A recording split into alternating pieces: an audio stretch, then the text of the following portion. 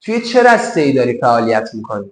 ورزشی رو گفتم یامال، ورزشی رو گفتم سعید اسماعیلی، در رسته اقتصاد تا جایی که اقتضای فهم خودم بود گفتم ایلان ماسک.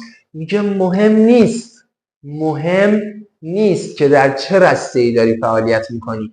اگه بتونی با تداوم، نه شوق اولیا استارت بزنی بعد یه هفته نمیشه ولش کن، نه این نه، با تداوم مردونه، تداوم بزرگ شده، پخته، اگه با این تداوم میتونی استارت بزنی، در طی 1 سال فشرده فول تمرین کن، اون کار رو انجام بده با تداوم و با شدت بالا و فشرده، بزرگترین شخص اون رسته‌ای که توش فعالیت میکنی و سر 1-2 سال میگیری.